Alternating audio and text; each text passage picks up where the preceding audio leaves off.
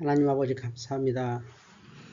오늘도 수예배를 통해서 하나님께 영광 돌리고 성도의 교제와 말씀의 은혜를 주심을 감사합니다.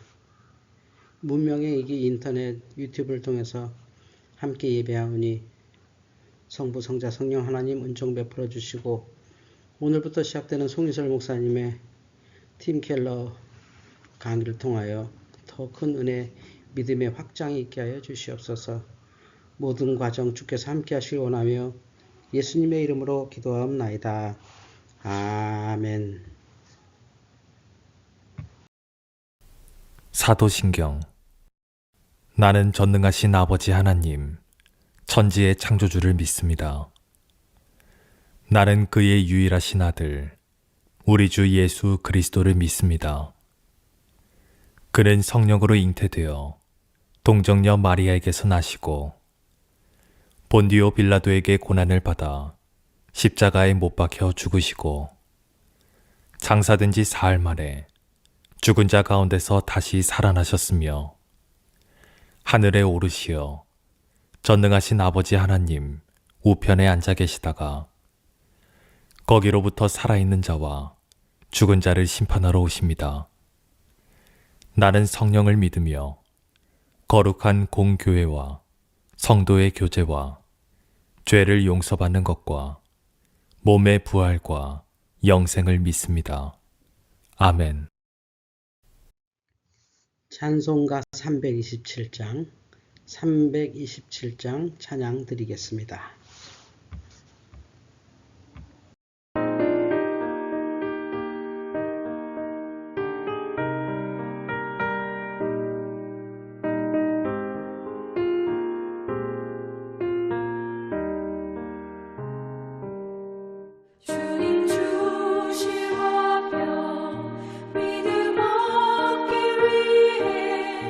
너는 정성껏 기도했나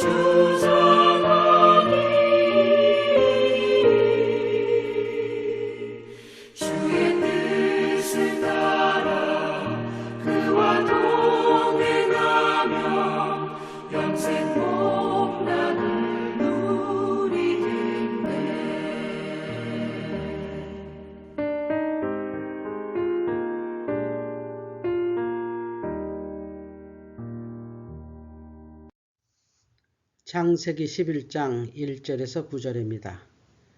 창세기 11장 1절에서 9절입니다. 온 땅의 언어가 하나요 말이 하나였더라. 이에 그들이 동방으로 옮기다가 시날 평지를 만나 거기 거류하며 서로 말하되 자 벽돌을 만들어 견고히 굽자 하고 이에 벽돌로 돌을 대신하며 역청으로 진흙을 대신하고 또 말하되 자 성읍과 탑을 건설하여 그 탑 꼭대기를 하늘에 닿게 하여 우리 이름을 내고 온 지면에 흩어짐을 면하자 하였더니 여호와께서 사람들이 건설하는 그 성읍과 탑을 보려고 내려오셨더라.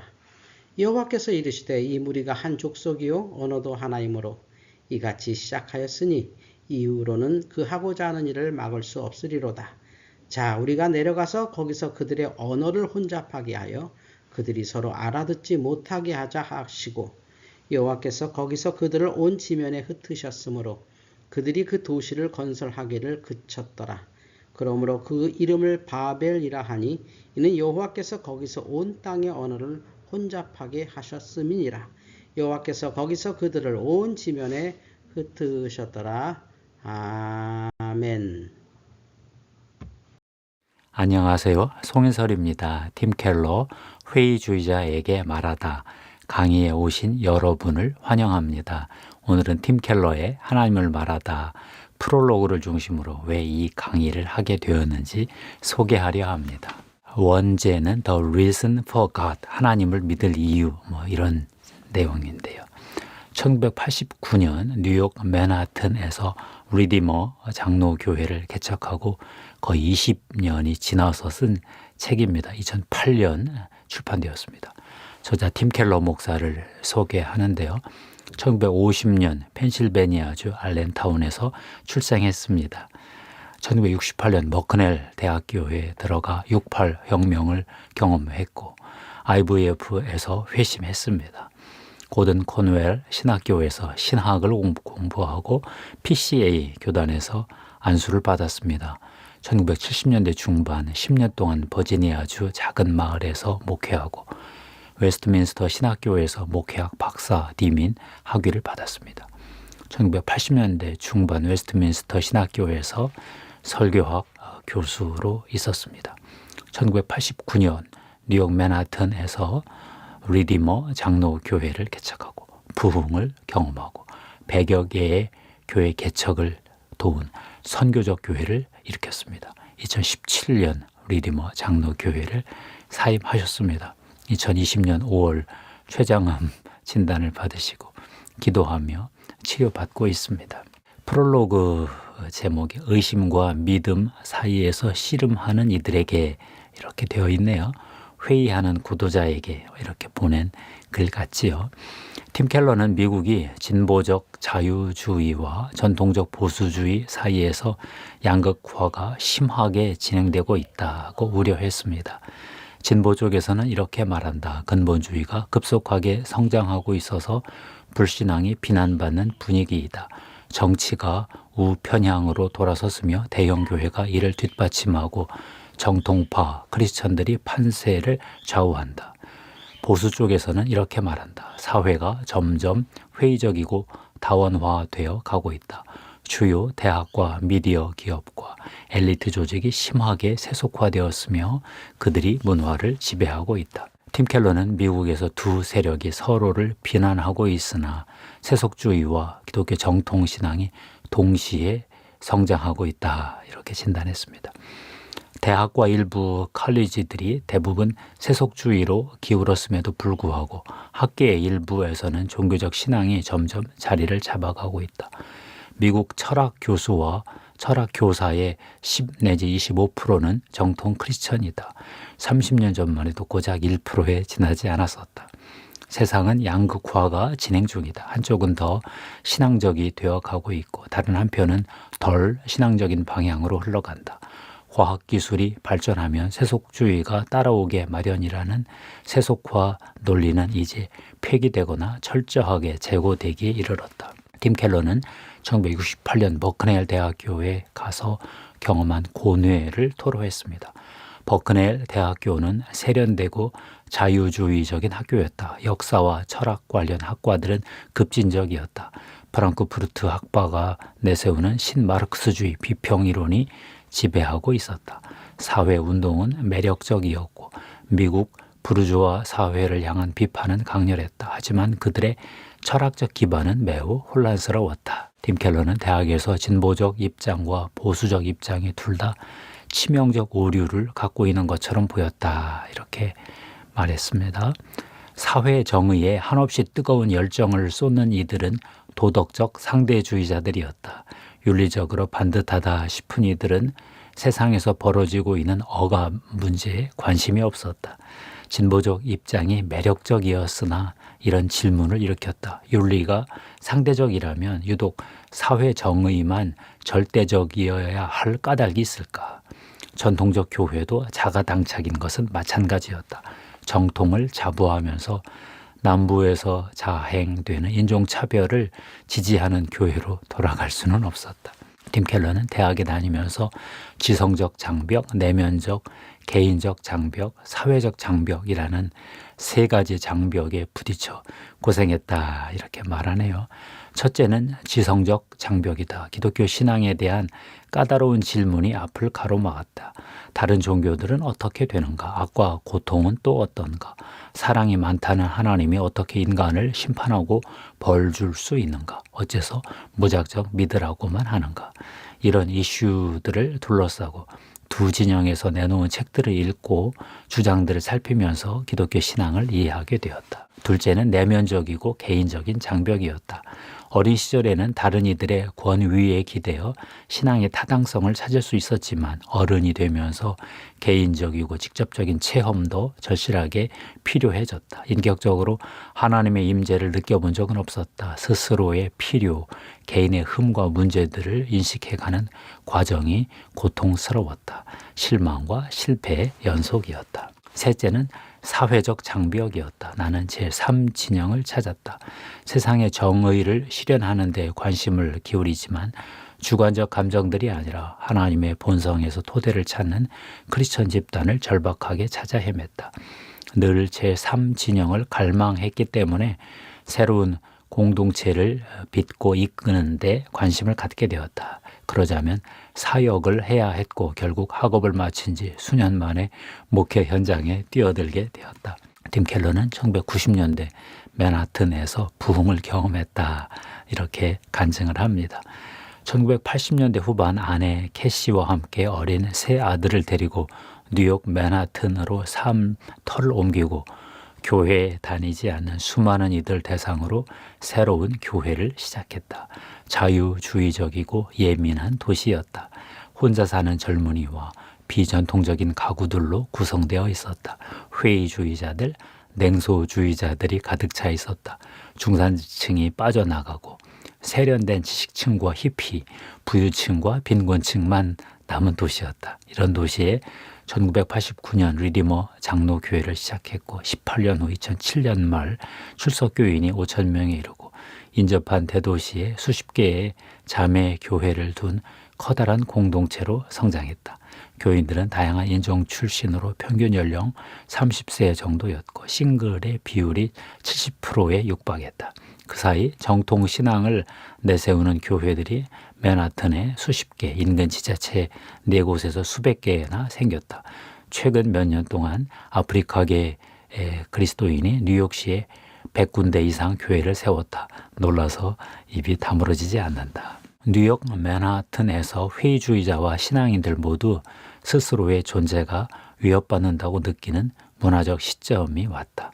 세속적인 무신론과 신앙적 믿음이 모두 눈에 띌 만큼 강렬하게 성장했다. 지금 세상은 옛날과 같은 기독교 사회도 아니고 장차 도래하리라 예상했던 신앙이 사라진 세속 사회도 아니다. 우리는 예상과 전혀 다른 세계에서 살고 있다. 팀 켈러는 종교적 믿음과 회의주의가 동시에 성장하면서 문화 전쟁이 강렬하게 벌어졌다. 이렇게 말하네요.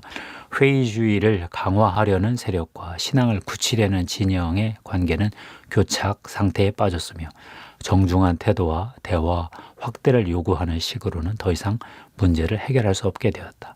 상대방을 무시하던 시절은 지나갔다. 이제 무언가 새로운 대안이 필요하다. 이런 상황에서 팀 켈러는 이런 질문을 던졌습니다. 전통적인 보수 진영과 진보적인 자유주의 진영이 정중한 대화를 시도할 수 있을까? 양극화된 문화 전쟁을 극복할 수 있을까? 팀 켈러는 이런 가설을 세웠습니다. 신앙인도 자기 의심을 자각하고 믿음의 이유를 찾고, 회의주의자도 자기의 신앙적 비약을 토대로 의심하는 논리를 인정한다면 서로 이해하고 대화할 수 있다. 팀 켈러는 의심에 대한 철학적 분석을 시도했습니다. 양쪽 진영이 예전과 전혀 다른 완전히 새로운 방식으로 의심에 주목하면 좋겠다. 신앙인들부터 시작하자. 의심을 내포하고 있지 않은 신앙은 항체를 갖추지 못한 몸이나 마찬가지다.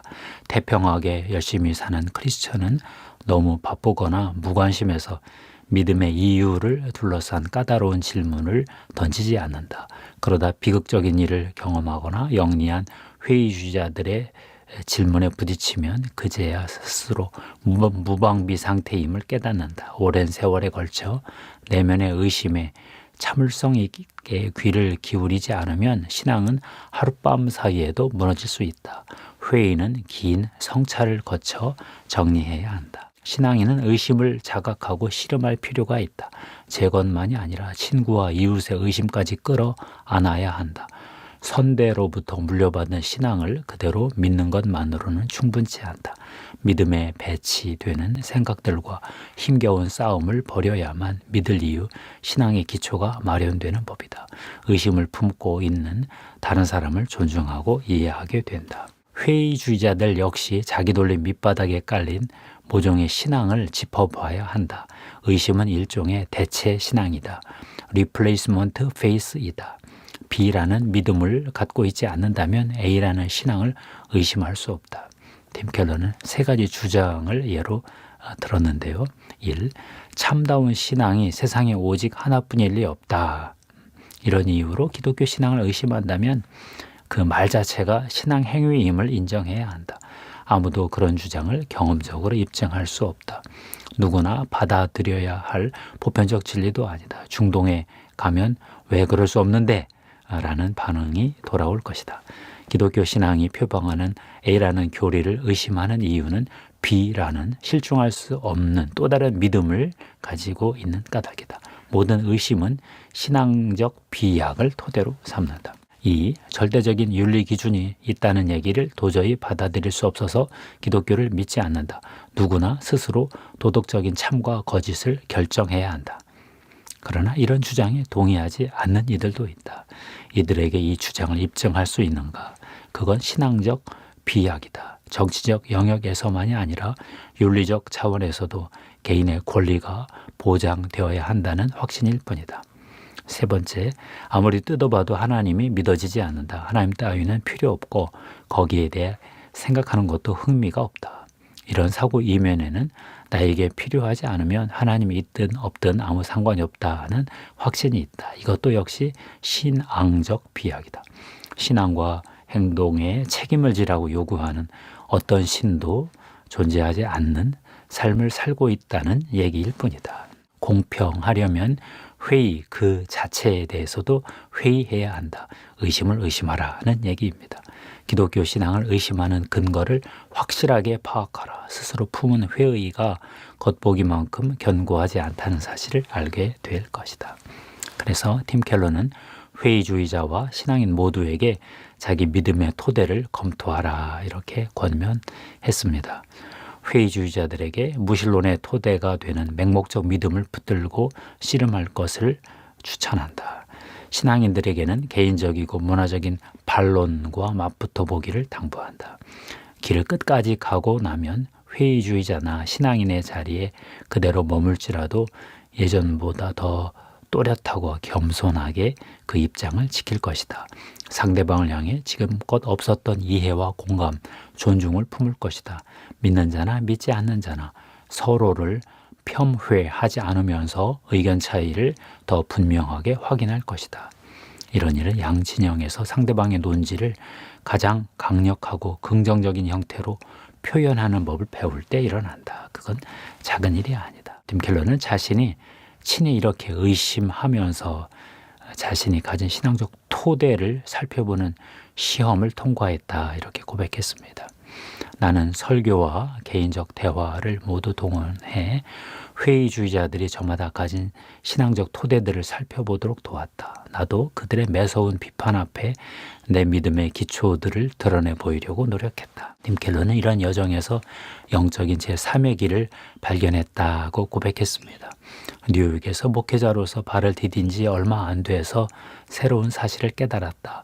뉴욕에서 문화 사업에 종사하는 백인 장년층은 세속적이었다. 그런데 늘어나는 다민족 전문직 직장인들과 노동자 계층의 이민자들 사이에는 종교적 확신이 왕성하고 다양하게 자리 잡고 있었다. 이들 젊은 크리스천들은 많이 달랐다. 팀 켈러는 미국의 진보와 보수는 모두 개인주의라는 공통점을 갖고 있다고 보았습니다. 지금 문화 전쟁을 벌이고 있는 양대 진영은 하나님과 공동의 유익보다 개인의 자유와 행복을 궁극적 가치로 삼는 것 같다. 진보 진영의 개인주의는 낙태, 섹스, 결혼 따위를 바라보는 시각에서 뚜렷하게 개인주의적이다. 반면에 보수 진영의 개인주의는 공공부문에 대한 깊은 불신과 가난을 개인 책임으로 돌리는 어떤 빈곤 의식에서 선명하게 드러난다. 팀 켈러는 상대적으로 젊은 크리스천들이 해묵은 문화 전쟁을 끝장낼 수 있을 것 같다 이렇게 전망을 했습니다. 그들은 신앙적이고 사회적이며 정치적으로 주요한 연대를 이루고 있다. 그들은 진보적인 민주당이나 보수적인 공화당과 다른 방식으로 제3지대를 형성하고 있다. 그들은 빈곤과 사회 정의에 대해서 공화당보다 더 진지하고 기독교 윤리와 성적 도덕률에서 민주당 지지자들보다 더 진지하다. 전반부 일부에서 팀 켈러는 하나님을 오해하는 7가지 질문에 답하다. 이런 부제로 이 시대가 하나님을 믿지 못하는 이유들 7가지를 제시했습니다. 제가 이것 때문에 이 책을 선택했는데요. 하나님 안 믿는 포스트 모던 세대에게 복음을 전하기 위해서 7가지 이 주제가 꼭 필요했다 이렇게 보고 이 책을 설명하고 싶었습니다.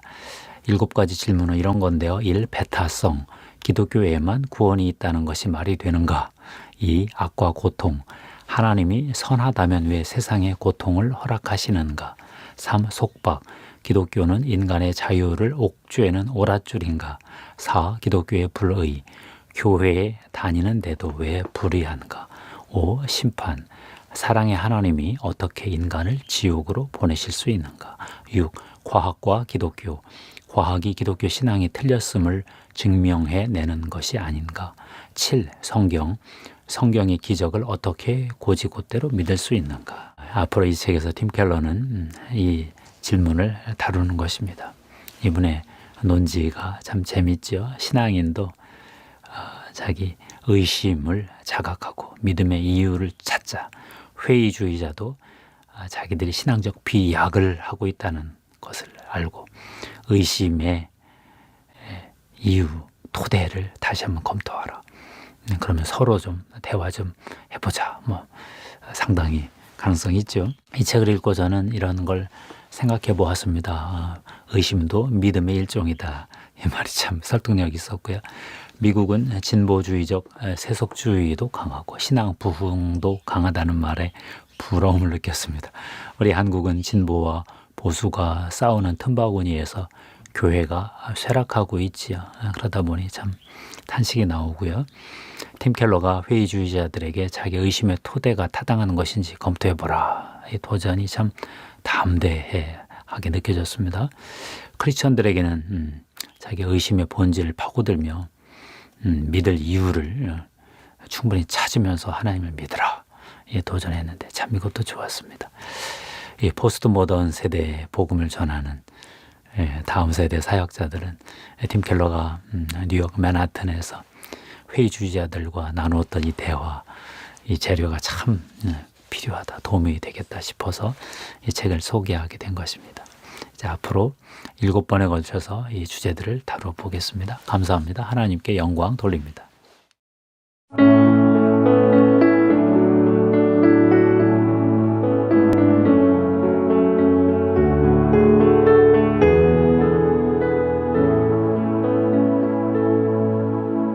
너의 하나님 여호와가 너의 가운데 계시니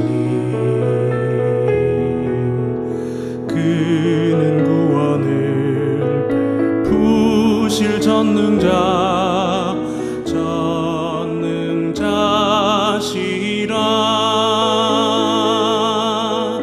그가 너로 인하여 기쁨을 이기지 못하시며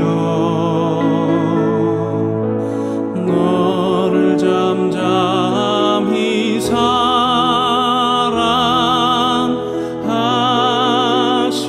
사랑하시며 즐거이 부르며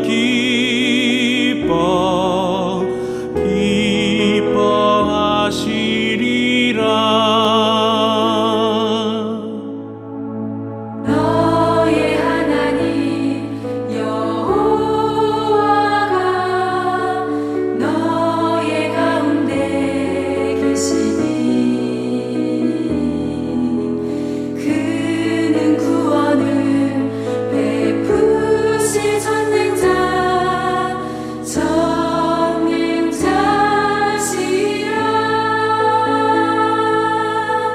그가 너로 인하여 기쁨을 이기지 못하시며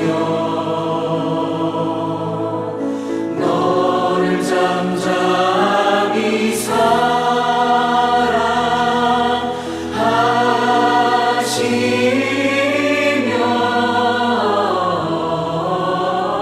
즐거이 부르며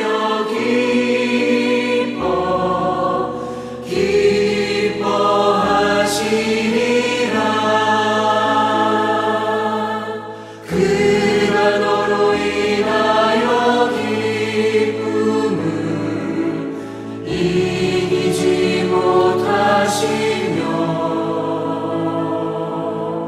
너를 잠잠히 사랑하시며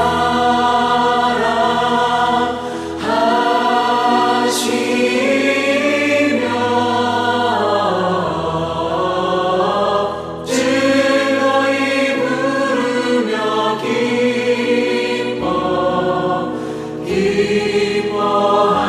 기뻐하시리라.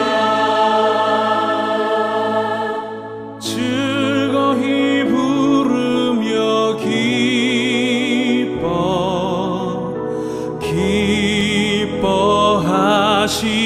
기뻐하시리라.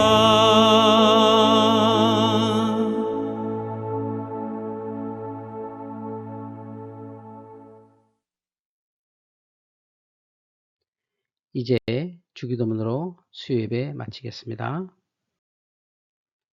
하늘에 계신 우리 아버지, 아버지의 이름을 거룩하게 하시며 아버지의 나라가 오게 하시며 아버지의 뜻이 하늘에서와 같이 땅에서도 이루어지게 하소서.